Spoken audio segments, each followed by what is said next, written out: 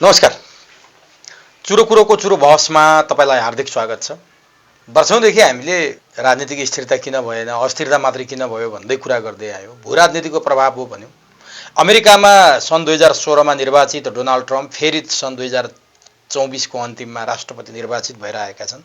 कतिपयले हर्ष पनि व्यक्त गरेका छन्। अब देश विश्व नै स्थिरतामा जान्छ, युद्धहरू रोकिन्छन् र एक प्रकारको समृद्ध विश्व बन्छ। जे जस्ता राजनीतिक अप्ठ्याराहरू थिए ती सबै सुल्झिन्छन्। चाहे मध्यपूर्वको युद्ध होस्, चाहे चाहिँ रुस युक्रेन युद्ध होस्, चाहे अरू तनावका कुराहरू नि सबै समाधान हुन्छ भनेर चाहिँ मनको लड्डु घिउसँग खाइरहेका छन् र नेपालमा पनि त्यसको प्रभाव पर्छ भनिराखेका छन्। वास्तवमा त्यसो हो त? आजको चुरो कुरोको चुरो बहसमा त्यो पनि हामी जान्ने प्रयास गर्नेछौँ। सँगै रवि लामिछाने झन्डै 1 महिनादेखि हिरासतमा छन् र फेरि पनि 13 दिन थप गरिएको छ। रवि लामिछानेको प्रमाण नभेटिएको हो अथवा रवि लामिछानेलाई फसाउने प्रपञ्च हो, यी सम्पूर्ण कुरामा केन्द्रित भएर संवाद गर्छौँ। अब फसाउने भनौँ भने वर्तमान सरकार नेकपा एमालेको नेतृत्वमा छ। कोशी प्रदेशमा नेकपा एमालेका एकजना मन्त्री मानव तस्करीमा जोडिए, जापानबाट डिपोर्ट गरियो र मन्त्रीबाट हटाइयो, पार्टीबाट निलम्बन गरियो। त्यति मात्रै होइन, उनलाई पक्राउ समेत गरियो भने पूर्वाग्रह त होइन रहेछ भन्ने पनि देखिएको छ। यो ओलीको अथवा सरकारको नौटङ्की हो अथवा के हो? आजको चुरो कुरोको चुरो बहसमा यी सम्पूर्ण कुराको उत्तर खोज्ने हाम्रो प्रयास रहनेछ। त्यसका निमित्त चुरो कुरोको चुरो बहसमा अधिवक्ता पत्रकार राजेन्द्र पाठक हुनुहुन्छ। सबभन्दा पहिले म चुरो कुरोको चुरो बहसमा राजेन्द्र पाठकलाई स्वागत गर्छु। यहाँलाई चुरो बहसमा हार्दिक स्वागत छ। धन्यवाद उमेशजी। अधिवक्ता पनि हुनुहुन्छ, पत्रकारिता पनि गर्नुभयो, अध्यापन पनि गर्नुभयो, देश विदेशमा पनि घुम्नुहुन्छ, विदेश पनि बसेर आउनुभयो। हाम्रो देश नेपाल निकै लामो समयदेखि चाहिँ अस्थिर छ। समृद्ध बनाउने हामीले प्रयास गर्यौँ, समृद्ध पनि बन्न सक्दैन, सुशासन पनि हुन सक्दैन, जनता खुसी पनि हुन सक्दैनन्, जनताले देशमा गरी खाने वातावरण पनि निर्माण हुँदैन। पञ्चायत फालेपछि बहुदल आउँछ, बहुदल आएपछि सब ठिकठाक हुन्छ भनियो, त्यो पनि भएन। बहुदल फालियो, राजाको दोष हो भनियो, गणतन्त्रमा गइयो, त्यो पनि भएन। वैकल्पिक शक्तिहरू आउँछ भने आए, त्यो पनि भएन। हुँदाहुँदा वैकल्पिक शक्तिले त अब वर्तमान सभापति आजीवन सभापति हुनुहुन्छ भनेर विकल्प त्यस्तो पो दिन्छ। उहाँ पनि जेलमा हुनुहुन्छ, हिरासतमा हुनुहुन्छ। यो के भएको नेपाल? साँच्चीकै सतीले श्रापिक हो कि के पनि राम्रो नहुने, सबै भद्रगोल मात्रै हुने? के कारण हो? मैले यहाँबाट सुरुवात गरेँ। सर, हामीले धेरै बहस गरेछौँ यस विषयमा। अब अहिले पनि हामीले भन्ने कुरा लगभग उस्तै हो कि इतिहासमा जुनसुकै व्यवस्था भए तापनि व्यवस्था आफैमा दोषी अथवा जस पाउने हुँदैन। हेर्नुहोस् है, किन भन्दा व्यवस्था आफैमा एउटा निर्जीव परिकल्पना हो। त्यो निर्जीव परिकल्पनालाई सजीवता दिने काम त्यो व्यवस्था सञ्चालकहरूमा हुनुपर्छ। व्यवस्था सञ्चालक हुनेहरू जति अब्बल हुन्छन् त्यति नै त्यो व्यवस्था सफल हुन्छ। जस्तो पञ्चायत व्यवस्था असफल भयो भन्दै गर्दा 2017 साल पुस 1 गते पञ्चायती व्यवस्था लागू भयो। त्योभन्दा अगाडि एक किसिमको डेमोक्रेसी थियो 7 साल पछाडि। अब त्यो डेमोक्रेसी पनि त्यति धेरै उत्तम नदेखिएको भन्ने भनाइ छ। अब हामीले त त्यो भोग्न पाएनौँ होइन। त्यो उत्तम नदेखिएको र त्यो पनि कहीँ कतैको सञ्जालबाट सञ्चालित हुन लागेको आभास राजा महेन्द्रलाई भइसकेपछि राजा महेन्द्रले चाहिँ नि त्यो कदम चालेर चाहिँ पञ्चायती व्यवस्थाको प्रादुर्भाव गर्नुभयो 2017 साल पुस 1 गते। त्यो पुस 1 गते पछाडिको पञ्चायती व्यवस्थालाई अहिले भएका बहुदलवादीहरू, अहिले भएका प्रजातन्त्र, लोकतन्त्र, गणतन्त्रवादी भन्नेहरूले त्यति बेला त्यो व्यवस्थालाई कालरात्रि भन्ने गर्थे। 2018 सालबाट पञ्चायत पूर्ण रूपमा लागू भयो। 18 सालदेखि 28 सालसम्मको त्यो 10 वर्षको पिरियडमा त्यो एउटा अब्बल सञ्चालक, व्यवस्थाको सञ्चालक भएको नाताले नेपाल औद्योगिकरणको युगमा प्रवेश भएको थियो। थुप्रै उद्योगहरू स्थापना भए। पूर्व पश्चिम राजमार्गदेखि लिएर विभिन्न राजमार्गहरूका विकास भए। यातायातको सुविधा बिस्तारै नेपालमा सञ्जालको रूपमा तय हुन थाल्यो र थुप्रै कल कारखानाबाट उत्पादन भएका उत्पादित चिजवस्तुहरू, उपभोग्य वस्तुहरू नेपालीहरूले उपभोग गर्न पाएका थिए र स्वयं नेपालीका छोराछोरीले त्यहाँ त्यस किसिमको कल कारखाना, उद्योग व्यवसायमा रोजगारी पाएका थिए र एउटा अध्ययन गर्ने, अध्यापन गर्ने, सिकाउने, पढाउने शैली पनि धेरैले पढ्दैन थिए, अलग कुरा हो। पढ्ने मौका पनि पाउँदैन थिए, अलग कुरा हो। पढ्ने हैसियत पनि थिएन, अलग कुरा हो। तर जतिले पढ्थे ती सबै देशभित्रै स्वरोजगार हुन्थे, देशैले रोजगारी दिन्थ्यो। तर त्यस्तो एउटा किसिमको मेकानिजम राजा महेन्द्रले तय गरेका थिए। जब महेन्द्रको 2028 सालमा देहावसान भयो, त्यसपछि वीरेन्द्रको शासन पद्धति आयो। वीरेन्द्रका पनि सुरुवाती कालहरू स्वर्णयुगमै थिए, स्वर्णयुगकै एउटा पाटोको रूपमा थियो। तर अन्तिम समयमा आइसकेपछि त्यो पञ्चायत सञ्चालन गर्ने पनि लगभग अन्तर्राष्ट्रिय गिरोहसँगको मुठीमा पुग्यो। हेर्नुहोस् है, अब त्यसैभित्र लोकेन्द्रबहादुर चन्द जन्मी, त्यही पञ्चायतले सूर्यबहादुर थापा जन्मायो होइन। त्यही पञ्चायतले अरू विविध तत्त्वहरू जन्मायो र ती कुनै न कुनै अन्तर्राष्ट्रिय शक्तिको चङ्गुलमा फसे र पञ्चायत दुर्नाम भयो। पञ्चायत पूर्ण रूपमा दुर्नाम भयो। पञ्चायत अन्तिम हुने बेलासम्म पञ्चायतले आफैले स्थापना गरेको सम्पूर्ण कल कारखानाहरू लगभग 50% भन्दा बढी जीर्ण भइसकेका थिए। बाँकी 50% पनि जीर्ण हुने अवस्थामा थिए। त्यो भइसकेपछि जब ठ्याक्कै प्रजातन्त्र स्थापना भयो 2046 सालमा, प्रजातन्त्र स्थापना हुन साथै त्यो पञ्चायतले स्थापना गरेको कल कारखानाहरूलाई बिउताउने, त्यसलाई चलाउने, अझै राम्रो बनाउने, अझै थप कल कारखाना र औद्योगिकरणहरूको व्यवस्थापन गर्ने र देशमा चाहिने यातायातको सञ्जालको विकास गर्ने, विद्युतीकरण गर्ने आदि कुराहरूलाई आउने व्यवस्थाले बल पुर्याउनु पर्थ्यो। अब आउने व्यवस्था चाहिँ केमा ढुक्क भयो भनेदेखि अब पञ्चायतले गरेका सारा संरचनाहरूलाई समाप्त बनाउने होइन। जसरी अञ्चलाधीश कार्यालय जसरी समाप्त भयो त्यसरी नै पञ्चायतका सबै संरचनाहरूलाई ध्वस्त गर्ने अनि पुनर्संरचना गर्ने, त्यो खालको सोचमा गइसकेपछि त्यो भने सारा कल कारखानाहरू बिक्री वितरणतिर गए। हेर्नुहोस् है, त्यसको परिणामस्वरूप के भइदियो भनेदेखि हामी न त रोजगारी दिन सक्ने अवस्थामा भयौँ, न स्वरोजगारको अवस्थामा भयौँ, न हामीसँग उत्पादन भयो, न कल कारखाना भयो होइन, न हाम्रा युवाहरूले स्वदेशमै कुनै किसिमको एउटा भविष्य देखे। त्यसपछि बिस्तारै विदेश पलायन हुने युग सुरु भयो। त्यसपछि सरकारले नै नीति बनाएर विधि बनाएर चाहिँ नि अब यो के अरे विदेश पठाउने संस्थाहरू खोल्न थाल्यो होइन। वैदेशिक रोजगार विभागै खोलेर, सरकारले विभागै खोलेर अनि विदेशमा पठाउने र विदेशमा काम गर्ने, पैसा कमाउने, स्वदेशमा ल्याउने, रेमिटेन्स ल्याउने, खाने त्यो प्रवृत्ति सुरुवाती भयो। र 52 सालमा एउटा यस्तो तुस राखेर एउटा शक्ति, एउटा चाहिँ नि अदृश्य शक्ति भनौँ न, अब पर्दा पछाडिको शक्तिले यस्तो तुस राख्यो कि अब हामी यो व्यवस्थाबाट सहमत छैनौँ, हामी यो व्यवस्थाभित्र अवस्था परिवर्तन गर्न सक्दैनौँ भनेर व्यवस्थै फाल्ने नीति लिएर 10 वर्ष जनयुद्धमा गयो। 10 वर्ष जनयुद्धमा गइसकेपछि लगभग व्यवस्था त फाल्यो, तर उसको मानसिकता परिवर्तन भएको रहेनछ। अब कुरा आयो कहाँनिर भन्दाखेरिमा जब सञ्चालकहरूको कुनै पनि व्यवस्था सञ्चालकहरू मनोवृत्ति सही भएन भने त्यो कुनै पनि व्यवस्थाहरू असफल हुने रहेछ र कुनै पनि व्यवस्था त्यो निर्जीव त्यो संरचनाले केही गर्ने रहेनछ भन्ने कुराको प्रष्ट अहिले देखाइराखेको छ। 10 वर्ष जनयुद्ध पछाडि आएका शक्तिहरूले पनि उही पुरानै ढाँचा ढर्रामा गइदिएको कारणले आज यो परिस्थिति निर्माण भयो। तपाईले परिस्थिति यहाँसम्म ल्याउनु भयो तपाईले कि राजा महेन्द्रको शासनकालदेखि 62-63 को आन्दोलनसम्म जति परिवर्तन भए त्यो कुनै परिवर्तनले पनि राजाहरूले गरेको जस्तो अथवा पञ्चायतमा भएको जतिको काम पनि गर्न सकेनन्। त्यो किनभने यिनीहरू कसैले सञ्चालन गरेका थिए भन्ने तर्क यहाँको छ। अब यो हामीले गर्यौँ नि कुरा, हामीले सरकारको कुरा गर्यौँ, हामीले पार्टीहरूका कुरा गर्यौँ, हामीले प्रधानमन्त्रीको कुरा गर्यौँ। सबैभन्दा वेस्ट मिनिस्ट्रियल सिस्टममा त प्रधानमन्त्री सिस्टम भनेको अब्बल हो। एउटा प्रधानमन्त्रीले मन्त्री परिषदको बैठकमा उसले निर्णय गर्यो भने अरूले विरोध गर्दा पनि त्यो कुनै असर पर्दैन, उसले गरेको पास हुन्छ। यो स्थितिबाट अगाडि बढेको। तर सधैँभरि स्थायी सत्ता भनेर चिनिने निजामती कर्मचारी ब्युरोक्रेटको बारेमा हामीले कहिले चिन्ता गर्यौँ? अहिले पार्टीहरूले गर्न खोज्दा अथवा सरकारले गर्न खोज्दा अथवा प्रधानमन्त्रीले गरिहाल्छु सुखी समृद्ध नेपाल बनाइहाल्छु भन्दा पनि यो कर्मचारी तन्त्र जो स्थायी सरकार भनेर भन्छौँ हामी, त्यो नै अब्स्ट्याकल छ, त्यो नै बाधा छ भनेर पनि भन्छन् के। यो पुरै हामीले सरकार मात्रै परिवर्तन गर्यौँ, सत्ता परिवर्तन नगर्दासम्म यो केही पनि हुँदैन, किनभने यो ब्युरोक्रेट यो निजामती कर्मचारी पनि बाधक छ भन्छन्। त्यसो लाग्दैन तपाईँलाई? केही कुरा पनि तपाईँ सरकारी अड्डा अदालतमा जानुभन्दा अगाडि सिटामोल खाएर जानुपर्ने अवस्था छ। तपाईँले केही काम गर्न खोज्नुभयो भने उनीहरूले त्यहाँ अनेक झाडा टारेर घर पठाइदिन्छन्, हुनुपर्ने काम हुँदैन।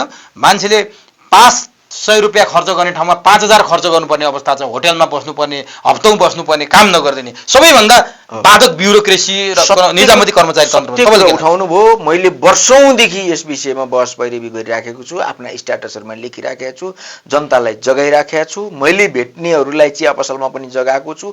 यो भनेको छु तपाईँले भनेको जस्तै यो गुण्डाराज भयो निजामती कर्मचारी। सरकारको रूपमा बसेको निजामती कर्मचारी सङ्गठन सङ्घ आदि इत्यादि सबै ट्रेड युनियन जब चाहिँ नि यो दलवालाहरूले आफूलाई बलियो बनाउनको लागि, आफ्नो संरचना बलियो बनाउनको लागि जब ट्रेड युनियन खोले नि, ट्रेड युनियन भनेको संसारभरि एउटा ट्रेड युनियन चल्ती संसारभरि नै छ। ट्रेड युनियन हुन्छ तर एउटा छाता सङ्गठनको रूपमा हुन्छ।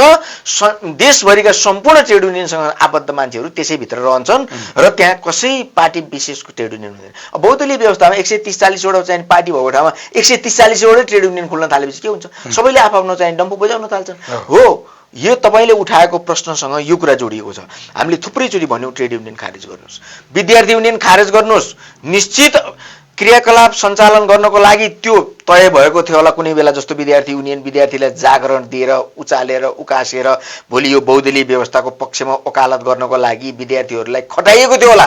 तर अब बहुदलीय व्यवस्था स्थापना भइसक्यो, अब विद्यार्थी युनियन किन चाहियो?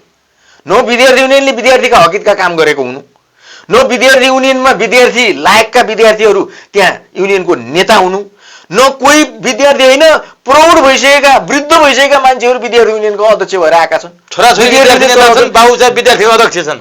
विद्यार्थी नेता छोराछोरी छन्, छोराछोरी नाति नातिना विद्यार्थी नेता भयो हुने हजुरबाबु चाहिँ विद्यार्थी नेता भएर बसिराखेको छ। अब त्यसलाई प्लेटफर्मको रूपमा तय गरिराखेको छ, राजनीतिक प्लेटफर्मको रूपमा। यहाँबाट भ्रष्ट भएको छ। हेर्नु, शिक्षा यहाँबाट भ्रष्ट भएको छ। अर्को कुरा, शिक्षक सङ्गठनदेखि लिएर ट्रेड युनियन, अरू तपाईँले भने जस्तो कर्मचारी युनियनले सबैभन्दा बढी गुण्डातन्त्र त्यहाँ छ कि भ्रष्ट बनाएको छ। किन भ्रष्ट बनाएको छ? त्यही चाहिँ नि तपाईँले अघि भने जस्तै हामीले व्यवस्थालाई जतिसुकै गाली गरे तापनि त्यो व्यवस्थाभित्र अवस्था परिवर्तन गर्नको लागि व्यवस्था सञ्चालकमा को मनोवृत्तिमा चाहिँ नि सही हुनुपर्छ क्या, मनोवृत्ति सही हुनुपर्छ। त्यो व्यवस्था सञ्चालकको मनोवृत्ति गलत भएको कारणले, उसको मानसिकता गलत भएको कारणले छुनै सक्दैन नि सर। सुन्नु न, एउटा निजामती कर्मचारीको कार्यालय कासले समेत छुन नसक्ने। म भन्छु नि, तपाईँ चाहिँ नि कानुनै बनाएर संविधानमै त्यो कुरो उल्लेखित गरेर ट्रेड युनियन खारेज गर्ने शर्त गर्यो भने किन सक्दैन? यिनीहरूले बनाएको, यिनीहरू छुन नसकेको जस्तो गरेका हुन् क्या, बुझ्नु भएन? यिनीहरूले छुन नसक्ने भन्ने कुरा आउँछ। यिनीहरूले अन्तिममा गएर ट्रेड युनियन त बनाए, कर्मचारी युनियन पनि बनाए, विद्यार्थी सङ्गठन पनि बनाए, होइन, शिक्षक सङ्गठन पनि बनाए, सबैतिर राजनीतिकरण गरे। अन्तमा हेर्नुहोस्, यति विकराल स्थिति, त्योभन्दा नि विकराल स्थिति त अहिले हेर्नुहोस् न्यायालयलाई यिनीहरूले एउटा ट्रेड युनियनको ढाँचामा ढालिराखेका छन्। तपाईँलाई थाहा छ नि न्यायालयलाई? किन भन्दा न्यायाधीशहरू नियुक्ति गर्दाखेरि यिनीहरूले पकेटका मान्छेले लगेर न्यायाधीश नियुक्ति गर्छन्, दलको सिफारिसमा न्यायाधीश नियुक्ति गर्छन्। आज न्याय नपायो भने के हुन्छ मुलुकमा? मुलुक कोल्याप्स हुँदैन? अन्तिम सत्य त न्याय हो नि। त्यही भएर न्यायपालिकालाई त गड लर्डको रूपमा मानिन्छ। त्यसै न्यायाधीशलाई लर्ड भनेको हो, यसै त होइन होला नि। भनेपछि आज न्यायालय समेत हेर्नुहोस् राजनीतिकरण भएको छ। कुन ठाउँ छैन राजनीतिकरण नभएको? अर्धन्यायिक निकायदेखि लिएर संवैधानिक आयोगहरूदेखि लिएर सबैमा राजनीतिकरण छ। पुलिसभित्र राजनीतिकरण छ। हेर्नुहोस्, सशस्त्र पुलिसलाई पनि यिनीहरूले राजनीतिकरण गर्न भ्याइसकेका छन्। अब एउटा राजनीतिकरण नभएको संस्था भनेको सेना हो, त्यहाँ पनि यिनीहरूको बेला बेलामा दुस्साहस छ, राजनीतिकरण गर्ने दुस्साहस छ। जस्तो 2007 सालको मुक्ति सेनालाई जसरी पुलिसमा गाभेर पुलिसलाई राजनीतिकरण गर्यो नि, अहिले हेर्नुहोस् यो चाहिँ के अरे जनमुक्ति सेनाको रूपमा चाहिँ 2052 सालदेखि 10 वर्षसम्म जनयुद्ध लडेको सेनालाई समेत सेनामा गाभेर सेनालाई राजनीतिकरण गर्न खोजेको हो कि होइन? भन्नुहोस् त। अब यो एउटै निकाय मात्रै बाँकी छ राजनीतिकरण हुनलाई, फुल्ली राजनीतिकरण हुनलाई। राजनीतिकरण गर्ने चेष्टा त यिनीहरूले गरि नै सके। भनेपछि कुन चाहिँ ठाउँ छ राजनीतिकरण नरहेको? अब त्यो मात्रै होइन, त्यो मात्रै समस्या होइन सर। अब राजनीतिकरण मात्रै समस्या रहेन, राजनीतिलाई अपराधीकरण गर्न थालियो। बुझ्नुभयो? अपराधीहरूलाई, गुण्डाहरूलाई राजनीतिमा प्रवेश गराइयो, त्यो पनि प्रमुख भूमिकामा, मन्त्रीको भूमिकामा, मुख्यमन्त्रीको भूमिकामा, विभिन्न भूमिकामा चाहिँ प्रवेश गराइदिन्छ। सांसदको भूमिकामा विधि विधान बनाउने चाहिँ एउटा चाहिँ नि त्यो एउटा संस्था जहाँ चाहिँ नि देश चलाउनलाई लागि मुलुक सञ्चालन गर्नको लागि विधि विधान बनाइन्छ, त्यो संस्थामा समेत तपाईँ चाहिँ नि अपराधीकरण गरिसकिया छ। भनेपछि अपराधलाई राजनीतिकरण र राजनीतिलाई अपराधीकरण गरिसकेपछि अब हेर्नुहोस् यो गिरोहले चलाएको देश भन्दा फरक पर्दैन। कुनै बेला शेखर कोइरालाले यो कुरा भनेको थिए। अब नि तपाईँले जुन सठिक तरिकाले विश्लेषण गर्नुभयो नि 35 वर्षदेखि यो भुङ्ग्रोमा हामी छौँ। 35 वर्षदेखि यो भुङ्ग्रोको रापतापमा नेपाली जनता जल्न पोलिन तातिन बाध्य छन्। तर यसको विकल्प हामी खोज्छौँ। यी भ्रष्टहरूलाई टुडी खेलमा ल्याएर नाकको दाढी बाँध्छौँ। अब हामी जान्नेलाई छान्छौँ, सुशासन दिन्छौँ भनेर आएको वैकल्पिक पार्टी र वैकल्पिक नेता पनि त्यही मोहमा जसरी झिङ्गा चुर्लुममा डुबेर मर्छ, त्यही टाँसिएर मर्छ, त्यसै गरी टाँसिन पो आएछ नि त। उनीहरू त वैकल्पिक भन्थ्यो त, के हो त फेरि? उनीहरूले त दाढी पनि भाँचेनन्, उनीहरूले जान्नेलाई पनि छानेनन्, उनीहरूले सुशासन पनि दिन सकेनन्। आज उनीहरूका हरकत हेर्नुहोस् त, यी 35 वर्षदेखिका लुटेरा त छँदै थिए, त्यसमाथि फेरि अर्को एउटा लुटेरा थप्ने भए के काम? मैले भने नि 240 वर्षभन्दा बढी राज संस्था जीवित भयो नेपालमा, होइन? 240 वर्षको इतिहास छ नेपालमा। राज संस्था पनि शाहवंशी राज संस्थाको। अब अरू राज संस्थाको हिसाब गर्ने भने त हजारौँ वर्षको राज संस्था छ। त्यो राज संस्थालाई र त्यो शाहवंशी राजाहरूलाई यिनीहरूले असफल संस्थाको रूपमा इङ्गित गर्नेहरू, असफल संस्थाको रूपमा चित्रण गर्नेहरूले यो देश 35 वर्षदेखि चलाइआएका छन्। हो किन भन्नुहोस् त? आज 35 वर्षमा सिङ्गो देश असफल भएको छ। त्यति बेला संस्था मात्रै असफल भएको थियो, देश असफल भएको थिएन, नागरिक असफल थिएनन्, होइन? हाम्रो समाज असफल थिएन, होइन? त्यो बेला एउटा संस्था असफल थियो होला, तैपनि 240 वर्ष त चलायो शाहवंशी राज संस्थाले। अरू बाँकी राज संस्थाको हिसाब गरेर त हजारौँ वर्षको कुरा छ। भने आज हेर्नुहोस्, प्रजातान्त्रिक लोकतान्त्रिक गणतान्त्रिक भनेको, जनताको व्यवस्था भनेको अवस्थाले अहिले यो 35 वर्षमा यस्तो दुर्नाम भयो कि आखिरमा मुलुकै कोल्याप्स हुने अवस्थामा पुर्यायो। भन्नुहोस् हाम्रो समाज कसरी जगडिएको रहेछ? हाम्रो समाजको उपज हो। अघि तपाईँले भनेको कुराहरू पनि, जस्तो डाँडी भाँच्छौँ भन्नेहरू पनि यही समाजका उपजहरू हुन्, बुझ्नु भएन? यही समाजको स्ट्रक्चर, यही समाजको संस्कार, यही समाजको संस्कृतिलाई यिनीहरूले चाहिँ एडप्ट गरेर आएका छन्, बुझ्नु भएन? जेसुकै भनिए तापनि त्यो एडप्ट गरेर आएको मान्छेले चाहिँ त्यो कर्म गर्न सक्दो रहन्छ, त्यसलाई पूर्णता दिन सक्दो रहन्छ भन्नेको परिणाम हो यो। भनेपछि जनताले फेरि एकपटक धोका पाएका हुन्, एकपटक भ्रममा फसेका हुन्। जनता आज इतिहासदेखि वर्तमानसम्म जनता भ्रममा फस्ने बाहेक अरू केही पनि भएको छैन। होइन, 79 पछि जुन पार्टी 21 सिट सहित आयो र जसको नेतृत्वलाई विकल्प मानियो, त्योबाट पनि भ्रममा फसेका हुन् जनता। तपाईँ भन्न सक्नुहुन्छ? सर, यो चाहिँ के थियो भने यतिका धेरै राजनीतिक दलहरूप्रतिको विमतिको आक्रोश थियो। त्यो आक्रोश थियो, आक्रोशको एउटा झुण्डको रूपमा त्यहाँ आइपुग्यो। त्यो आक्रोशको झुण्डले न सिद्धान्त पायो, न कुनै दर्शन पायो, न कुनै वे आउट पायो, न कुनै विकल्प पायो, न कुनै नेतृत्व पायो, न कुनै नेतृत्व पायो, होइन? नेतृत्वको विकल्प पायो भन्नु खोजे। भनेपछि उसले के चाहेको थियो भने अब योदेखि हामी वाक्क भयौँ, अब यसको विपरीतमा अर्को चिज आओस् है भन्ने उसको चाहना हो। अहिले पनि छ, यद्यपि छँदैछ। त्यो झुण्ड अझै विकसित भएको छ, अझै बढेको छ, अझै ठुलो भएको छ, आकारमा अझै ठुलो छ। तर साँच्चीकै नेतृत्व दिन सक्नेहरूले त्यसलाई अपरेट गर्न सके भने त भविष्यको चुनावले पनि त्यो झुण्डहरू कहीँ छरिनु पर्दैन, त्यहीँ समेटिन्छन्, होइन? तपाईँले अघि भने जस्तै यही समाजको उपजको रूपमा, यही समाजको उपज भएर आएकाहरू, यही समाजको स्कुलिङबाट आएका वर्गले चाहिँ त्यो गर्न नसक्ने रहेछ भन्ने कुरा चाहिँ भनेपछि उनीहरूलाई फेल हुन 35 वर्ष लाग्यो। 35 वर्षमा लुटे, 35 वर्षमा खाए। उहाँहरूले 35 महिनामै आफ्नो असली अनुहार 35 महिनै लागेन। कहाँ 35 महिना लाग्यो? चुनाव भएको 2 वर्ष पुग्दैछ। त्योभन्दा अगाडि 6 महिना अगाडि जन्मिएको पार्टी, होइन? 12 दुना 24, 24 र 6ले कति हुन्छ?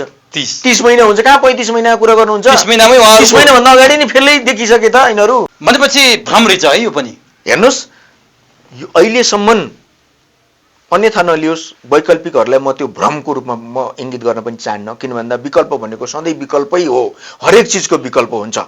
जस्तो आगोको, जलघामको, जलको, छाता लुगा, शीतको, तिखो, अङ्कुश, हात्तीहरूको र लौरो, भैँसी, गधा, गोरुको, गर्मीको, जलवायु अनि मन्त्र विषको, बत्ती अँधियारको, सबको औषधि दैवले रचिदिए, बिर्सिएछ के मूर्खको भनेको छ। मूर्खको मात्रै विकल्प हुँदैन भनेको छ। मूर्खलाई मूर्खले मात्रै तलाउन सक्छ भनेको छ संस्कृतमा, 60 60 समाचरित भनेर। हेर्नुहोस्, विकल्पको विकल्प हुँदैन। विकल्प आफैमा अन्तिम सत्य हो, त्यसकारणले विकल्पको विरुद्धमा चाहिँ म जान सक्दिनँ। उहाँमाथि हुन्छ त्यो विकल्पले नै भोलिको अब उज्यालो दिनलाई चाहिँ साबित गर्ने हो होइन। अन्धकार औँसीको रातमा पनि कहीँ कतै एउटा दुईटा तारा कहीँ कतै देखिन्छ। धेरै तारा भयो। यो भावना भयो क्या। म तपाईँलाई के सोध्न चाहन्छु भने तपाईँ पनि आफै पनि अधिवक्ता हुनुहुन्छ, आफै पनि पार्टीबाट विद्रोह गरेर स्वतन्त्र लडेको मान्छे, तपाईँ पार्टीबाटै निकाली मागेको मान्छे, पार्टीमा तपाईँले चाहिँ मैले आफैले राजीनामा दिएँ। विधिको पद्धतिको कुरा गर्दा तपाईँ आफै चाहिँ कोपभाजनमा परेका मान्छे। मैले तपाईँलेसँग जान्न खोजेको कुरो नि उहाँहरूले गरेको काम ठिक थियो। 22 सिट पाउनुभयो, 22 सिट पाइसकेपछि उहाँहरू सत्ताका लागि दुवै पटक मरिहत्ते गर्नुभयो। उहाँहरूलाई जनमत के का लागि दिएको थियो कि उहाँहरू सत्तामा जानुहोस्, प्रचण्डको गृहमन्त्री बन्नुहोस् दुई पटक भनेर चितवनवासीले उहाँलाई जिताएर पठाएका थिए, अथवा जहाँ जहाँबाट चुनाव जितेर आउनु भएको थियो।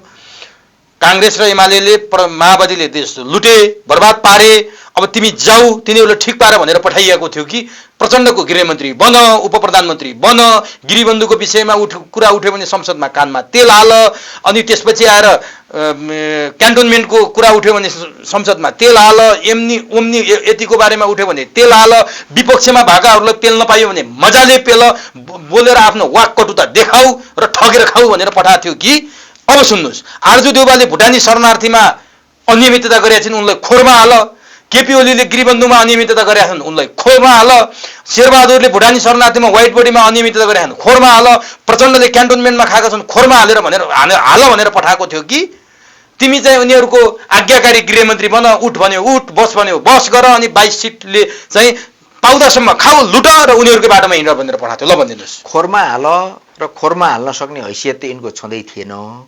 यिनीहरूलाई पठाएको जनताले प्रतिपक्षमै बस्न हो, प्रतिपक्षकै भूमिका निर्वाह गर्न हो र प्रतिपक्षबाटै जनताको आवाज बुलन्द बनाउन, र उनी जुन विधि विधान बनाउने संस्थामा चुनिएर आएका थिए त्यो विधि विधान बनाउने संस्थामा धेरै कमी कमजोरीहरू छन्। विधि विधानका थुप्रै लुप होलहरू भए, चाल्ने जस्तो भयो यो देशको विधि विधान। त्यसकारणले कहीँ कतै टाल्ने, मिलाउने, संशोधन गर्ने आदि इत्यादि कुरामा बहस पैरवी गर र आगामी अर्को चुनावमा हामी तिमीलाई राम्रै मध्य र राम्रै लेभलमा स्थापित गर्छौँ भनेर जनताले त्यो खालको सन्देश दिएर पठाएका थिए। तर उहाँले किन गर्नु? सुन्नु है, अब तपाईँ पनि फ्ल्यासब्याकमा जानुहोस्। तपाईँकै मिडियामा हामीले यसै विषयमा बहस पैरवी गरेका छौँ। जति बेला रवि लामिछाने चुनाव जितेर आइसकेपछि सत्तामा जाने हल्ला चल्यो। सत्तामा जाने हल्ला चल्दै गर्दा अघि तपाईँले भने जस्तै हामीले मिडियाबाटै भनेका थियौँ, रविजी तपाईँ यो दलदलको पोखरीमा जानुभयो, सफा गर्ने उद्देश्यले जानुभयो भने यति बेला तपाईँको अवसान त्यही पोखरीभित्र हुनसक्छ है, नजानुहोस्। जाने अवस्था होइन। तपाईँ बाहिरै बसेर बहस पैरवी गर्नुहोस्, बाहिरै बसेर जनताको मुद्दा एजेन्डालाई उठाउनुहोस्। जसरी तपाईँले चाहिँ नि यो व्यवस्थाभित्र अवस्था परिवर्तन गर्छु भनेर सोच्नु भएको छ, 5 वर्ष अभ्यास गर्नुहोस्, सक्नुहुन्छ। यही व्यवस्थाभित्र अवस्था परिवर्तन गर्ने ठाउँमा तपाईँलाई जनताले पुर्याउँछन्, त्यति बेला गर्नुहोस्। सक्नुहुन्न, यो व्यवस्थालाई ललकार्ने भन्दा अरू कुनै उपाय छैन। त्यसकारणले तपाईँ त्यो पोखरीमा जानु हो नि डुब्नुहुन्छ भनेर तपाईँ हामीले यही मिडियाबाट गलत गर्नुभयो, 100% गलत गर्नुभयो। तपाईँले भने जस्तै 12 आमालाई पुज्न थाल्नुभयो यिनीहरूले। यिनले पुजेका हुन् 12 आमालाई।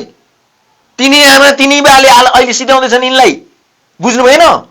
भिरबाट लड्न लागेको गोरुलाई राम राम भन्न सकिन्छ, काँध थाप्न सकिँदैन। अवस्था यो पुज्नुपर्ने बाध्यता थियो होला नि। आफू पनि एउटा फोहोरबाट आएको रहेछ नि त, सहकारीमा त चुर्लुम्मै डुबेर रहेछ नि त, आफू पनि जोगिनु पर्ने रहेछ र उहाँहरूले जे भन्यो त्यो मान्नुपर्ने रहेछ। अनि आज प्रतिशोध भनेर हुन्छ। अब हामीले हिजो केपी ओलीले हिजो केपी ओलीले गृहमन्त्री बनाइदिँदा आज्ञाकारी छोरो भएर बालकोट र सिंहदरबार बालुवाटार धाउने चाहिँ तोमेव माता चपिता तोमेव गर्दै चाहिँ उहाँ हिँड्ने, तोमेव पिता तोमेव माता भन्दै हिँड्ने। त्यति बेला चाहिँ उहाँले केपी ओलीलाई भ्रष्ट नदेख्ने, त्यति बेला यो देशको 1 नम्बर भ्रष्ट केपी ओली नदेख्ने, केपी ओली मुक्त नेपाल बनाउनु पर्छ नदेख्ने। जब उहाँमाथि पनि आरोप लागेर हदगडी लाग्छ नि, हिरासत जानुपर्छ नि, अनि यो मुलुकको सबैभन्दा बढी भ्रष्टाचारी केपी ओली हो भन्दा यो राजनीतिक बेमानी र प्रतिशोध होइन रवि लामिछानेको? सर, एउटा कुरो म यो कुरामा आंशिक रूपमा सहमत छु। किन सर? किन सहमत छु भन्ने, हिजो मैले एउटा रमेश पर्साईको पुरानो एउटा टेलिभिजन कार्यक्रममा हुँदा अथवा कति बेला हो उनले बोलिराखेका कुरा हेरेको थिएँ मैले। प्रधानमन्त्रीलाई ललकार्ने भनेको मुलुकलाई ललकार्ने हो, प्रधानमन्त्रीलाई गाली गर्ने भनेको मुलुकलाई गाली गर्ने हो केपी ओलीको पक्षमा बोलेको थियो उति बेला भनेर त्यति बेला केपी ओलीको पक्षमा उनले बहस गर्दै गरेको कुरालाई हेर्दा र अहिले उनी आफैले चाहिँ पोखरामा गएर प्रधानमन्त्रीलाई उनै प्रधानमन्त्री फेरि केपी ओलीलाई नै ललकारिरहेको सोभिता गौतमको भाषा हेर्नुस् होइन त्यस्तो भाषा प्रयोग गरिरहेको अथवा रमेश प्रसाई त उनी अब एउटा पार्टीका नेतासम्म मात्रै हुन् अब जस्तो रमेशजी चाहिँ एउटा पार्टीको नेता मात्रै हुन् अब उनले हिजो कसरी व्याख्या गरेका थिए आफू टेलिभिजन च्यानलमा हुँदा र अहिले कसरी व्याख्या गरिरहेका छन् त्यो जस्टिफाई गर्ने जिम्मा उनीको हातमा दिउँ होइन अब बाँकी रह्यो सोभिता गौतम लगायतको चाहिँ संसदहरूले जो जनताका प्रतिनिधि भएर चयन भएर आएका छन् उनीहरू भनेको विधि विधान बनाउने थलोको एउटा प्रतिनिधि हो होइन एउटा विधि विधान बनाउने थलोको प्रतिनिधिले सडकमा गएर अदालतको क्षेत्राधिकारभित्र प्रवेश गरेको विषय चाहे जसकै होस् उनको आफ्नै बुवालाई थुनेको भए पनि आफ्नै आमालाई थुनेको भए नि आफैलाई थुनेको भए पनि त्यो लेभलमा बस परियोग गरेको उहाँले सुहाएन किन सुहाएन भने उहाँ त विधि विधान बनाउने मान्छे हो नि विधि विधान बनाउनेको हैसियत हरकत त त्यो छ भने भोलि विधि विधान इम्प्लिमेन्ट गर्नेको हैसियत हरकत कस्तो होला अनि त्यो विधि विधान लागू भएको देशको हरकत कस्तो होला समाजको हरकत कस्तो होला भन्ने प्रश्न यहाँनिर खडा भनेपछि सुशासनका कुरा गर्ने र जान्नेलाई छान्ने भन्ने कुरा चाहिँ उहाँहरू आफै खण्डन गर्दै हुनुहुन्छ यदि जान्नेलाई छान्ने उहाँले छानेको भए त जान्ने मान्छे आइहाल्थे नि उहाँकोमा उहाँलाई सुझाव दिने मान्छे पनि जान्ने नै हुन्थ्यो होला नि उहाँ यो दलदलमा पुग्दै पुग्नु हुँदैन थियो नि रविजीलाई सही सुझाव दिने मान्छे उहाँको पार्टीभित्र भइदिएको भए त उहाँ त्यो यो दलदलमा पुग्ने नै होइन पुग्दै पुग्नु हुन्थेन होइन भनेपछि यो दलदलमा पुग्नुको पछाडि सल्लाह दिने मान्छे पार्टीमा भेटे भन्न चाहिँ छान्ने जान्नेलाई छान्ने भन्नुभयो तर छान्नु भएन क्या उहाँ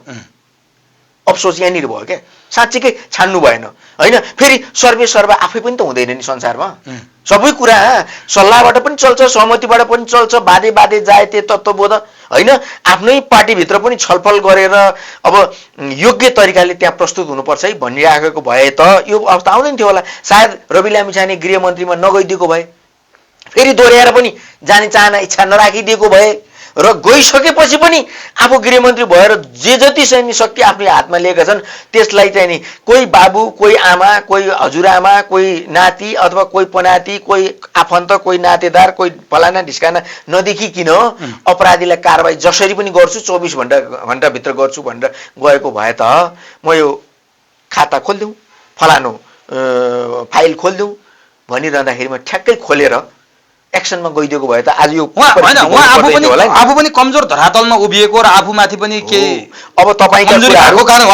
तपाईँका कुराहरू मैले आंशिक रूपमा सहमति मान्नै पर्छ भन्नुको पछाडिको कारण चाहिँ केही रहेछ कि भन्ने मलाई पनि आशंका लाग्न थाल्यो मैले वैकल्पिक भनेको वैकल्पिक ठानेको रविजीलाई उठाउनु पर्छ भनेर मानेको मान्छेलाई पनि कहीँ कतै रविजी त्यतै पो हो कि भन्ने पनि शंका गर्नुपर्ने अवस्था आयो आज हाम्रो चाहना थिएन आज राष्ट्रले सुन्नुहोस् है अब अर्को कुरा के थियो भने यदि उहाँ त्यसो हुनुहुन्थेन भने उहाँ क्लिन चिट लिएर निस्कन सक्ने अवस्थामा हुनुहुन्थ्यो भने उहाँले अहिले सिङ्गो पार्टीलाई सडकमा किन उठाउनु भयो हो यहाँ छ के सुन्नुहोस् है तपाईँ त कानुनको पनि जानकारी त्यही त म भन्दैछु उहाँले त्यो कुरालाई नउठाइकन चुपचाप ल ठिक छ कानुनको कठघराभित्र म उभिएको छु मैले गलत काम गरेको छैन कुनै पनि हालतमा प्रमाण पुग्दैन म क्लिन चिट लिएर बाहिर निस्किन्छु साथी हो हल्ला नगर्नुहोस् चुपचाप लाग्नुहोस् तर खबरदारी पार्टी बचाउनुहोस् खबरदारी गर्नुहोस् मिडियाबाट खबरदारी गर्नुहोस् गराउनुहोस् तर सडकमा यो किसिमको अराजकता देखाउनु हुँदैन भनेर उहाँले त्यो किसिमको मेच्युरिटी देखाउनु हुन्थ्यो उहाँले त सरकार नढलेसम्म आन्दोलनमा लाग्नुहोस् भन्नु यसको पछाडि चाहिँ के बुझिन्छ भने आशंका है अब यसै भन्न त सक्दिनँ म अहिले म रविजीमाथि 100% गलत हो भन्ने पक्षमा पनि म छैन किन भन्दा आशंका त गर्ने ठाउँ त रह्यो आशंका गर्ने ठाउँ त रह्यो हो कि भन्ने ठाउँ त रह्यो भोलि नहोला उहाँ निस्किनु होला वैकल्पिक रूपमा उभिनु होला होइन जनताले अझै पनि विश्वास गरेको अवस्था छ होइन तर यही विषयमा सोभिता गौतम स्वयं पनि एउटा सांसद मात्र होइन एउटा कानुनविद पनि हुनुहुन्छ वकिल पनि हुनुहुन्छ उहाँले गम्भीर प्रश्न उठाउनु भयो कि रवि लामिछानेलाई दोषी करार गर्न सकिएको छैन अनुसन्धान भइरहेछ यो त बाहिर राखेर पनि अनुसन्धान गर्न सकिन्थ्यो भित्र राख्नु चाहिँ प्रतिशोध हो भोलि यदि उहाँ त्यहाँबाट निर्दोष भएर बाहिर आउनुभयो भने यिनीहरूले माफी माग्छन् माफी माग्ने हैसियत हुन्छ यिनीहरूसित त्यसकारण प्रतिशोध हो भन्दै हुनुहुन्छ बाहिर राखेर अनुसन्धान गर्न सकिन्थ्यो या सकिँदैन थियो यही कुरा सकिन्थ्यो कृष्णबहादुर महरालाई रवि लामिछानेले गृहमन्त्री हुँदा पक्रेकै हुन् बाहिर राखेर गर्न सकिन्थ्यो कि सकिन्थेन अरुण चौधरीलाई रवि लामिछाने गृहमन्त्री हुँदा पक्रेकै हुन् बाहिर राखेर गर्न सकिन्थ्यो कि सकिन्थेन इभन कैलाश सिरोयालाई पनि छुटे निर्दोषी भएर छुटे, उनलाई पनि बाहिर राखेर सकिन्थ्यो कि सकिन्थेन, आफूले गर्दा चाहिँ भित्र राख्न उपयुक्त हुने, आफू पर्दा चाहिँ बाहिर राखेर गर्नुपर्ने भन्ने उहाँहरूको तर्क कस्तो हो? पहिल्यै मैले भनिसकेँ सर, यो प्रश्नको उत्तर पहिले नै आइसकेको छ। कहाँबाट आएको छ भनेर म भन्छु भने, जब चाहिँ नि पुलिस प्रशासनलाई राजनीतिकरण गरियो त्यो पछिको परिणाम हो क्या सर यो। किन भन्दा हिजो यही चाहिँ नि आइजिपी होइन, रवि लामिछानेले निर्दोष छन्, केही पनि गरेका छैन, कुनै प्रमाणै पुग्दैन भनेर बोल्ने, मिडियामा बोल्ने यिनै आइजिपी होइन हो। अनि यिनै आइजिपीको मातहतको पुलिसले आज समातेर लगिराखेको छ त रवि लामिछाने दोषी हो भनेर भनेपछि अब हेर्नुहोस् यो भित्र ठुलो सञ्जाल छ। पुलिस प्रशासन राजनीतिकरण भएको छ होइन। पुलिस प्रशासनले सरकारले भने बाहेक स्वतन्त्र ढङ्गले कुनै किसिमको काम गर्न सक्ने अवस्था छैन। जो सरकारमा आयो त्यसैको भजन मण्डलीको रूपमा पुलिस प्रशासन उभिनु पर्ने बाध्यता पुलिस प्रशासनलाई छ भन्नेको परिणाम पनि हो क्या सर यो। तर उहाँ पनि त्योमा त फेरि फसिसक्नु भयो, गरिसक्यो उहाँले पनि, कि उहाँले अछुतो राख्दै भए, उहाँले त्यो नगर्दा भए यसको दोषी त रवि लामिछाने पनि हुनुहुन्छ। तपाईँले यो स्वीकार्नुभयो। तर नि जस्तो रासपाले अहिले एउटा प्रश्न उठाएको छ, रवि लामिछाने फसाउन खोजियो, प्रतिशोध गरियो, यो अरूलाई नहुने, धनराज गुरुङलाई नहुने, ऋषिकेशलाई नहुने, यो यावत भनिरहँदा एकपटक तपाईँले भने जस्तो फ्ल्यासब्याकमा जाउँ न। शालिग्राम पुडा सैनिक केसमा उहाँ मुछिनुभयो, भिडले नारा जुलुस गर्यो, उहाँ छुट्नुभयो, उहाँको ड्राइभर छतबाट खसेर मरे, त्यही ठाउँमा शेरबहादुरको ड्राइभर मर्थ्यो, प्रचण्डको ड्राइभर मर्थ्यो, केपी ओलीको ड्राइभर मर्थ्यो भने के हुन्थ्यो म व्याख्या गर्दिनँ। उनीहरूको हैसियत के हुन्थ्यो, कहाँ पुग्थे, कसरी व्याख्या हुन्थ्यो, त्यो पनि उहाँले उन्मुक्ति नै पाउनुभयो। त्यसपछि नागरिकता नेपालको त्याग्नुभयो, त्यागेरै जानुभयो, अमेरिकी नागरिकको हैसियतले टेलिभिजनमा कार्यक्रम गर्नुभयो, पार्टी खोल्नुभयो, चुनाव लड्नुभयो, उहाँलाई उन्मुक्ति नै भयो थाहा पाउँदा पाउँदै नि। अनि यहाँ प्रतिशोध भोग्यो भने यहाँले मूल्याङ्कन गर्नु होला पाउनु एकछिन। अनि त्यसपछि उहाँले त्यो पनि उन्मुक्ति पाउनुभयो। अब सहकारीको विषयमा अहिले कति उसम्म चाहिँ संसदमा माथापाची चल्यो, समिति बन्यो, उहाँलाई तुरुन्तै पक्राउ गरे त होइन नि, उहाँलाई सहकारी ऐन अनुसार त तुरुन्तै अभियोजन गरेर पक्राउ गर्न सक्थ्यो सरकारले। बाटो लम्बायो, समिति बनाएर यत्रो समय लाएर पक्राउ गर्यो। धनराज गुरुङको भर्खर प्रक्रिया चलेको छ, उहाँहरू यहीमा खोजे थापी राख्नु भएको छ। रविलाई सहकारी प्रकरण आज लाग्यो हो र आरोप, त्यसकारण उहाँले चाहिँ उन्मुक्ति पाइरहनु पर्ने होइन, उन्मुक्ति पाइरहनु पर्ने के सबै केसमा। अनि अरू चाहिँ जेल गइराख्नु पर्ने, अरूले चाहिँ प्रतिशोध नहुने। रविकै जस्तै नागरिकताको केसमा 4 जना मान्छे आज जेलमा छन्, खोइ रविलाई। अनि उहाँ यो देशको भगवान हो, यो देशको पृथ्वीनारायण शाह हो, यो देश निर्माता हो, र उहाँले सबै कुरामा मुक्ति पाइरहनु पर्ने। तपाईँले भनेका विषयहरूमा कहाँनिर भयो प्रतिशोध? 100% सत्यता छ, तर त्यो सत्यतालाई निरूपण गर्नुपर्ने काम कसको थियो भन्दा त्यही पुलिस प्रशासनको थियो क्या सर। त्यही पुलिस प्रशासनको कमी कमजोरीले आज यस्ता किसिमको होइन त्यो होइन सर। उहाँले 22 सिट नल्याएको भए नि, उहाँ 7-8 सिटमा खुम्चेको भए, यदि 7-8 सिट ल्याएको पार्टीका नेताहरूले यो हालत गरेर जेलमा गइसकेका हुन्थे। उहाँको 22 सिट भयो, कहिले ओलीले चाहिने, कहिले देउवालाई चाहिने, कहिले प्रचण्डलाई चाहिने। त्यसकारण उहाँले आज खेल्न पाउनु भएको, यो उहाँले जे भोग्नु भएको छ यो सही होइन। अनि सर देउवा ओली जस्तो दिग्गज नेता जसले पञ्चायत चिरेर आएको छ, राणा शासन चिरेर आएको छ, त्यो सारा व्यवस्था चिरेर आएको छ, व्यवस्थाभित्र अवस्था परिवर्तन हुँदैन भनेर व्यवस्था परिवर्तनको शङ्खघोष गरेर त्यत्रो युद्ध मैदानमा उठेर आएका नेताहरू, जेल बसेका नेताहरूको चरित्र चाहिँ यस्तो हुनुहुन्थ्यो? अनि उनीहरू त बेकुफ भए, बर्बाद भए, देश लुट्ने लुटा भए। रवि त अनि यिनी सबैले ठिक गर्छु भनेर आएन सर। त्यत्रो भोगेर आएको नेता त लुटा भयो भने एउटा पैसा कमाउनुको उद्देश्यले अमेरिका गएको, अमेरिका पलायन भएको मान्छेको चाहिँ चरित्र कस्तो होला भन्ने चाहिँ मूल्याङ्कन गर्नु पर्दैन भने? अब त्यसो भए कोबाट आशा गर्ने त सर? मूल्याङ्कन गर्नु पर्दैन? देश सक्या हो, बर्बाद भयो। तपाईँ कहाँ छ देशको कुरा गर्नुहुन्छ? तपाईँ केही पनि छैन। त्यत्रो मैले भने नि हामी साराले विश्वास गरेको नेताहरू होइन यिनीहरू भनेको। हेर्नुहोस् 73 वर्ष जेल बसेका छन् यिनीहरू, त्यत्रो लडाइँ लडेका छन्। यिनीहरूले जस्तो लडाइँ सेनाले पनि लड्न सकेन होला होइन। तपाईँ विश्वयुद्धको सेनाले पनि यति धेरै लडाइँ लडेन होला व्यवस्थाको विरुद्धमा, यतिका 30 वर्षको पञ्चायतको विरुद्धमा र राणा शासनको विरुद्धमा लडेर आएको आज पार्टी चलाउने नेताको हैसियत त्यस्तो छ। हेर्नुहोस् त, यहाँभन्दा बर्बादी के हुनसक्छ? योभन्दा अविश्वास के हुनसक्छ? अनि एउटा केटो आफ्नो श्रीमतीको साडी फेरिदिने इच्छाले, गाडी चढ्ने इच्छाले, एउटा घर बनाउने इच्छाले, त्यो अभिलाषा राखेर, एउटा समृद्ध एउटा घर चलाउने इच्छा अभिलाषा राखेर अमेरिका पलायन भएको केटोले आएर चाहिँ यो जम्मूको जिम्मेवारी लिएर गरिदिन्छ भन्ने विश्वास राख्नु चाहिँ त्यो मूर्खता हो। त्यो चाहिँ म यही उत्तर खोजिरहेको थिएँ कि तपाईँसँग। जनताले बुझ्नु पर्यो कि त्यो चाहिँ मूर्खता हो। जनता किन मूर्ख बनिरहेको छ क्या? सडकमा हेर्नुहोस्, आज राष्ट्रिय परिचय पत्रको यो पासोले नेपाली जनतालाई प्रताडित पारेको छ, इन्भोइस नम्बरको कुराले प्रताडित पारेको छ, भाषामाथिको अत्याचारले प्रताडित पारेको छ, देश बर्बाद छ। यो विषयमा नारा जुलुस गर्दैन यो जनता। अरे रवि लामिछानेमाथि प्रतिशोध भयो, रवि लामिछाने छोड लाज छैन यो देशको जनतालाई। सर अब त जनताले कहाँ गएर विश्राम पाउने, कहाँ गएर छाडी पाउने भन्ने ठाउँ पनि रहेन क्या सर। समस्या यहाँनिर भयो क्या सर। जस्तो रवि लामिछानेसँग व्यक्तिगत रूपमा मेरो कुनै किसिमको दुर्व्यवहार पनि छैन, नराम्रो पनि केही छैन। तर म उहाँलाई के भन्छु भने उहाँले नेतृत्व गरेको पार्टीले जनतालाई छाडीको रूपमा स्थान दिनु पर्थ्यो, त्यो किन गर्न सक्नु भएन भन्ने हाम्रो मान्यता हो। कसरी सक्नुहुन्छ? यो त जसरी नेपाली काङ्ग्रेस एउटा प्राइभेट लिमिटेड भयो, एमाले जसरी प्राइभेट लिमिटेड भयो, माओवादी जसरी प्राइभेट लिमिटेड भयो, यही पार्टीका डिपिआरएलले प्राइभेट लिमिटेड बनाइदिएनन्। रवि लामिछाने बाँचुन्जेल राष्ट्रसभाको सभापतिहरूले कल्पना नगरे पनि हुन्छ भनेपछि यो पार्टीको कुनै कुरा गर्ने अब आवश्यक छ सर? सर झन्डै 7 दशक 8 दशकको इतिहास बोकेर आएको Nepali Congress party private limited भइसक्यो। प्राइभेट लिमिटेड भयो। 8 दशकको इतिहास बोकेको पार्टी, 7 दशक भन्दा बढीको इतिहास बोकेको नेकपा पार्टी त्यो पनि एक किसिमको प्राइभेट लिमिटेड भइसक्यो। झन्डै 3 दशक 4 दशकको 3 दशकको इतिहास बोकेको नेकपा माओवादी पनि प्राइभेट लिमिटेड भयो।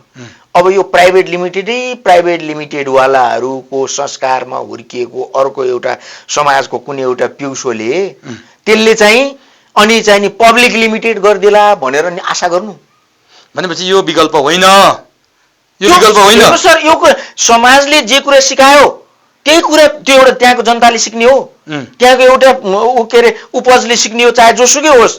समाजले जे सिकाउँछ त्यही सिकाउने हो। बुझ्नु भएन तपाईँ? चाहिँ नि समाजमा एउटा राम्रो मान्छे जन्मियो र राम्रो मान्छेको मातहतमा त्यो समाज चल्न थाल्यो भने त्यो समाजको हरेक अवयवहरू सुशिक्षित हुन्छन्, राम्रा हुन्छन्, असल हुन्छन्। तर पार्टी जब समाजमा नेतृत्व गर्ने नै खराब चरित्रको भइदिएपछि त्यो समाजको उपज सही हुँदैन। हुँदैन कारणले गर्दा अहिले हामीले एउटा इतिहासै नभएको हिजो अस्ति जन्मिएको एउटा सङ्गठनले चाहिँ नि सारा इतिहासलाई चाहिँ काँध थापेर टाउकोमा बोकिदियोस् भनेर हामीले सोच्यौँ भने अनि हामी मूर्ख नभएको हुन्छ। तर नि सर एउटा कुरा नि, जस्तो यो सबै कुरा हुन सकेन, हामीले मूर्खतापूर्ण काम गरिराखेका छौँ। वैकल्पिक दल बन्न सकेन, सरकारमाथि प्रतिशोधको आरोप लाग्यो। तर सरकारको नेतृत्व गरेको नेकपा एमालेका एकजना नेता जो कोशी प्रदेशको मन्त्री थिए, जापानमा चाहिँ उनी मानव तस्करमै मुछिए। मन्त्री, बहालवाला मन्त्री, जापानले डिपोर्ट गरेर फर्काइदियो, उनलाई मन्त्रीबाट हटाइयो, उनलाई पार्टीकोबाट निलम्बन गरियो, हुँदाहुँदा पक्राउने गर्यो। सरकार त उनकै थियो नि, सरकारले प्रतिशोध गर्ने भए त उनले जोगाउँथ्यो नि त। यो पनि हेरौँ न, केपी ओलीको नेतृत्वमा भएको सरकारले आफ्नै पार्टीको नेता पूर्व मन्त्रीले त कठालोमा समातेर जेल हाल्यो त।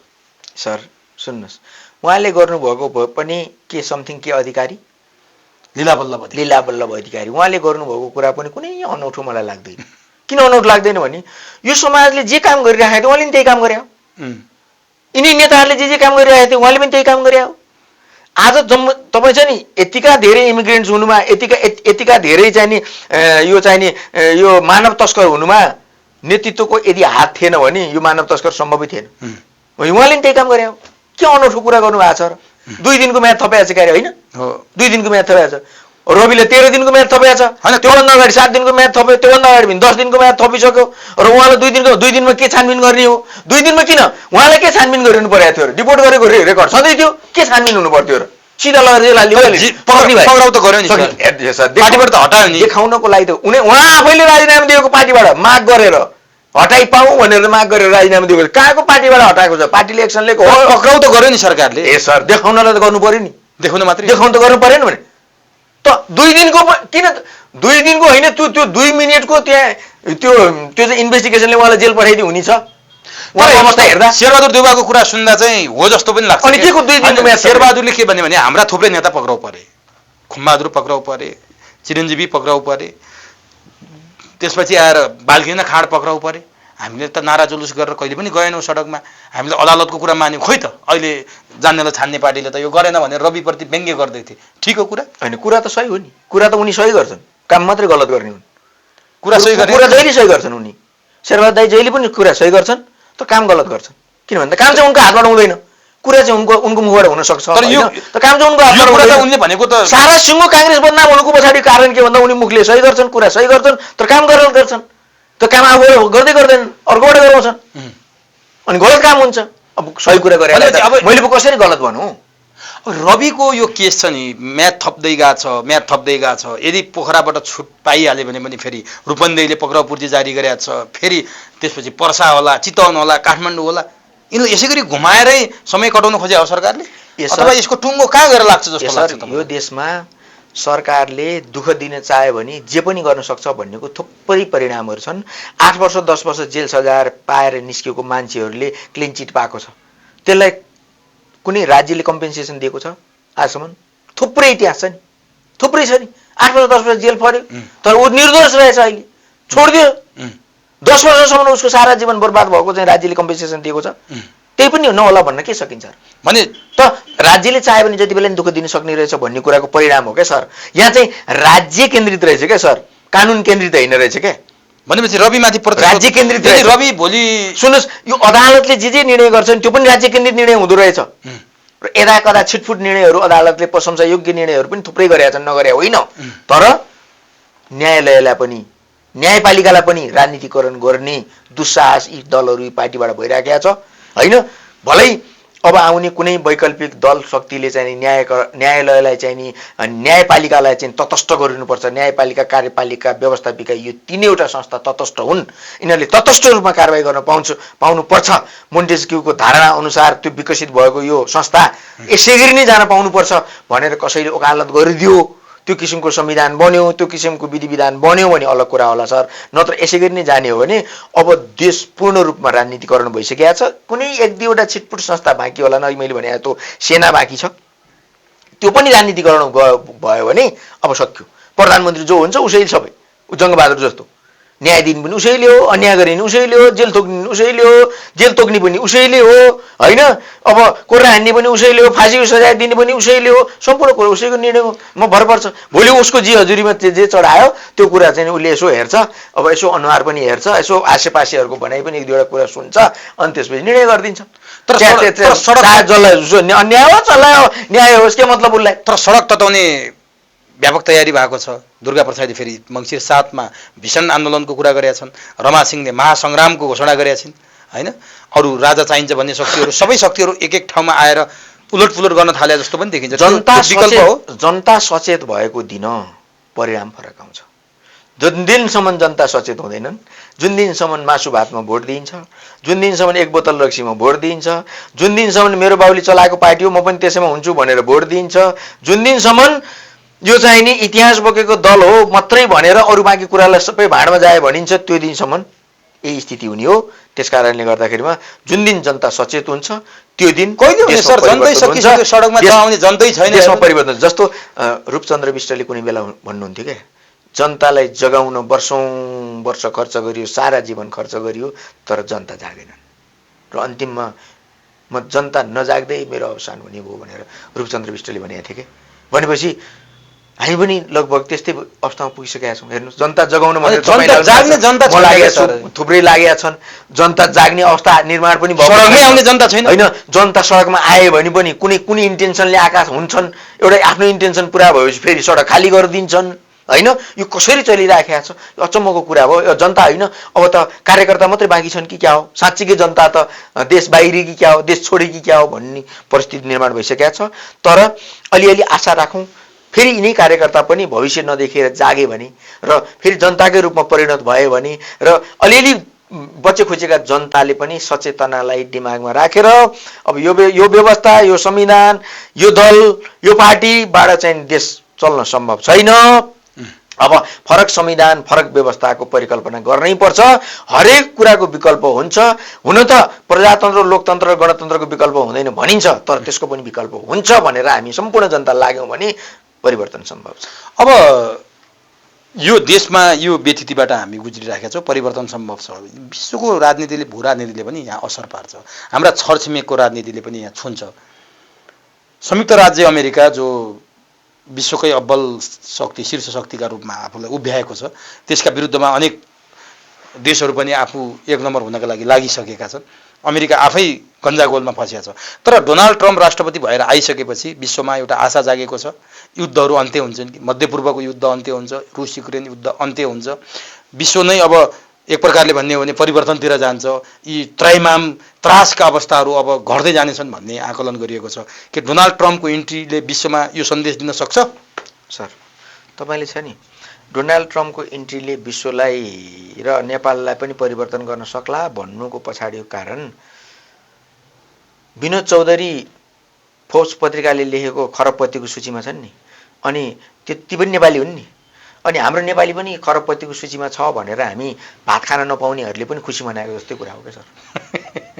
बुझ्नु भएन? जस्तो नेपाली खान्छ नि, कौवालाई बेल पाक्यो हर्ष न बिस्मत भने जस्तो के, न हर्ष न बिस्मत। त्यो कौवाले न बेल फुटाएर बेलको गुदी खान सक्छ होइन, बेल फुटाउन लागि उसको चुचो भाँचिन्छ, उसले बेल पाक्नुसँग के मतलब, काँचो रहनुसँग के मतलब, झर्नुसँग के मतलब, बेलको बोटै उखेलिनुसँग के मतलब उसलाई भने जस्तै कुरा हो लगभग। डोनाल्ड ट्रम्प आए, विश्वमा शान्ति त आउला, अलिअलि तेलको भाउ घट्ला, अलिअलि थोरै भए पनि महँगी पनि घट्ला कि भन्ने एउटा आशा राखिन्छसम्म अलग कुरा हो। तर इतिहासमा आजसम्म महँगी बढेपछि घटेको कुरा छैन।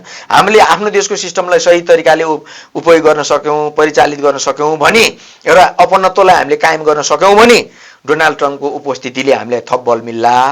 होइन, आफूमा चाहिँ कुनै किसिमको परिवर्तन नखोज्ने, आफू परिमार्जित नहुने, आफ्नो चालचलनमा परिमार्जन नगर्ने, आफ्नो सिस्टममा पनि परिमार्जन नगर्ने, आफ्नो सोच र अवस्थामा पनि परिमार्जन नगर्ने हो भने त्यो डोनाल्ड ट्रम्प आउनु सके नआउनु सके जानु सके। तर युद्धग्रस्त अवस्थाबाट गुज्रेको युक्रेन, रुस, त्यसपछि मध्यपूर्वको लडाईँ त रोकिने आशंका गरेका छन् नि त मान्छेले। अब पुटिन र डोनाल्ड ट्रम्प हात मिलाउनका लागि अगाडि बढेका छन्। सर, मर्नुभन्दा बौलाउनु निको भन्छ नि। अब मर्नु चाहिँ एकैचोटि अस्तित्व समाप्त गर्नु हो, बौलाउनु चाहिँ पटक पटक मर्नु हो क्या सर। फेरि कुरो बुझ्नुभयो न? त्यसको पार्थिव शरीर त घुमफिर गरिराखेको हुन्छ, डुलिराखेको हुन्छ, बोलिराखेको हुन्छ, तर ऊ होसमा हुँदैन भने त्यो सचेत प्राणीको लागि चाहिँ मृत्यु समान हुन्छ क्या सर। त्यस कारणले अब डोनाल्ड ट्रम्पले र पुटिनले हात मिलाएर नेपाललाई त्यत्रो ठुलो उपलब्धि केही होला भन्ने आशा नराख्नुहोस्। अब विश्व परिप्रेक्ष्यलाई जस्तो विनोद चौधरीको परिवारलाई विनोद चौधरी फोर्ब्स पत्रिकामा नाम लेखाउँदा होला होइन, उसको आसेपासेलाई पनि होला, उसले उद्योग धन्दा चलाएको ठाउँमा काम गर्ने पाउनेहरूलाई चाहिँ अलिअलि यसो काम गर्न पाउँछु, चाकरी गर्न पाइरहेको छु भन्नेसम्मले उसलाई फाइदा होला। अरू बाँकीले के फाइदा छ? के फाइदा छ? त्यस्तै हो डोनाल्ड ट्रम्प अमेरिकाको राष्ट्रपति बन्यो, तर अब अमेरिका फेरि विश्व महाशक्तिमा फेरि दरिएला होइन, अथवा अर्को कुनै राष्ट्र पनि विश्व महाशक्तिभित्र आफूलाई दर्याउन पुग्ला होइन। अलग कुरा जस्तो चीन र अमेरिकाको सम्बन्ध विकसित भइदिएको भए नेपाललाई अलिकति रिलिफ हुन्थ्यो मेरो विचारमा चाहिँ। अब अरू विज्ञहरूले, जानकारहरूले कसरी प्रस्तुत गर्नु, म त विज्ञ पनि होइन, म जानकार मान्छे पनि होइन। हेर्नुहोस्, सोधिहाल्नुभयो, मैले प्रश्नको जवाब दिनैपर्छ तपाईँको कठघरामा बसिसकेपछि। त्यस कारणले मात्रै म भन्न बाध्यको भएको हो, यदि अमेरिकाको र चीनको सम्बन्ध सुमधुर भइदिएको भए तपाईँ हामीलाई केही हदसम्म फाइदा हुन्थ्यो। अलिकति भए पनि हाम्रो मानस पटलमा शान्ति छाउँथ्यो होला। तर खोइ अमेरिकाको र चीनको सम्बन्धमा त जहिले पनि टसल्छ होइन। तर भारतका नरेन्द्र मोदी त अत्यधिक खुसी छन्, बधाई पनि दिइसके होइन। नरेन्द्र मोदीलाई फाइदा हुन्छ होला नि त। अनि नरेन्द्र मोदीलाई फाइदा हुँदा अथवा नेपाल र भारतको जुन सम्बन्ध छ त्यसमा त पक्कै पनि असर त पार्ला नि। समग्र दक्षिण एसिया अशान्त भयो भने नेपाल भारतको सम्बन्धमा कुनै किसिमको दरार आएको छैन। यो नेतृत्वले गरेको फन्डा मात्रै हो। नेपाल भारतको सम्बन्धमा कहिल्यै दरार आएकै छैन, पहिला पनि थिएन, अहिले पनि छैन। हेर्नुहोस् है, होला बेला बेलामा कुनै किसिमको चाहिने स्टप हुन्छ, रोकिन्छ, अब बार लगाइन्छ, बन्देज लगाइन्छ, त्यो अलग कुरा। यही नेताहरूको इन्टेन्सनले, यिनै नेता, हाम्रै देशका नेताहरूको इन्टेन्सनले, यिनकै इन्टेन्सन पुरा गर्नको लागि यिनले गएर हातमा जोडेर कहिले बार बन्देज लगाइदेऊ भनेको छ, कहिले चाहिने के लगाइदेऊ भनेको छ, अनेक थोक गर्न यिनैले लगाएका हुन्। हेर्नुहोस्, नेपाल भारतको सम्बन्धमा पिपुल टु पिपुल भने तपाईँले केही फरक होइन। संस्कार, संस्कृति, परम्परा यी चाहिँ चालचलनमा कहिल्यै दरार आएकै छैन। हाम्रो स्मुथली छ सम्बन्ध जहिले पनि। न भारतीयहरू नेपाल आउँदा कुनै किसिमको रोकटोक छ, न नेपालीहरू भारत जाँदा कुनै किसिमको रोकटोक छ। यही नेताहरूको इच्छापूर्तिको लागि चाहिँ विभिन्न बेलामा कहिले नाकाबन्दी लगाइदेऊ भन्न जान्छन् यिनीहरू नै, कहिले नाकाबन्दी लाउनलाई कोसिस गर्छन् यिनीहरू नै, कहिले भारतीय नेताहरूको खुट्टा ढोग्न यिनै जान्छन्। कहिले भारतीय नेताहरू यिनको खुट्टा ढोग्न आएका छन् देख्नु भएको छ? कहिल्यै केही यो चाहियो भनेर भारतीय नेताहरू यिनको खुट्टा ढोक्न आएछ। यिनै बरु म फलानु नदी दिन्छु, फलानु सम्झौता गरिदिन्छु, फलानु सन्धि गरिदिन्छु, मलाई पार्टीको फलानु थोक बनाइदेऊ, फलानु मन्त्री बनाइदेऊ, होइन प्रधानमन्त्री बनाइदेऊ भन्न त यिनै जान्छन् भनेर बेला बेलामा कुरा आइरहन्छ। तर नि सर एउटा गजबको कुरा के सर, त्यो यो ट्रम्पको इन्ट्रीले युद्ध रोक्यो भने नेपाललाई धेरै फाइदा छ। मध्यपूर्वमा लाखौँ हाम्रा दाजुभाइ छन्, मध्यपूर्वको लडाइँ चर्क्यो भने उनीहरू नेपाल फर्केर आउनुपर्छ। मध्यपूर्वमा लडाइँ चर्क्यो भने तेलको भाउ आकाशिन्छ, पेट्रोलको भाउ आकाशिन्छ, खाद्यान्नको भाउ आकाशिन्छ, हामी भोकै मर्नुपर्ने अवस्था हुन्छ। मेरो यसमा विमति छ। मेरो यसमा किन विमति छ भने सर, मध्यपूर्वका नेपालीहरू नेपाल फर्किए भने नेपालको अपनत्व वृद्धि हुन्छ। ती नेपालीहरूले आएर सारा हाम्रो बाँझिएका जग्गा जमिन फोर्छन्, कृषि क्रान्ति हुन्छ, औद्योगिक क्रान्ति हुन्छ, सिप जानेका छन् तिनीहरूले त्यहाँ गएर। के फरक पर्छ? हाम्रो नेपालीहरू हाम्रो देश फर्केर आएर छोरो घरमा फर्केर आउँछ अनि घर भरिन्छ अनि घरको कोठा खाली हुँदैन भनेर सोचेर हुन्छ। सर डिजेलको मूल्य बढ्ला, खाद्यान्नको मूल्य बढ्ला, त मूल्य बढोस् न त। हामी आफै आफ्नो उत्पादन कहाँबाट ल्याउनुहुन्छ सर? डिजेल कहाँबाट ल्याउनुहुन्छ? सर यो दुनियाँमा यो कति 2046 सालमा होइन कति सालमा नाकाबन्दी लगाएको थियो, 45 सालमा नाकाबन्दी लगाउँदा नेपाल चलेको थिएन।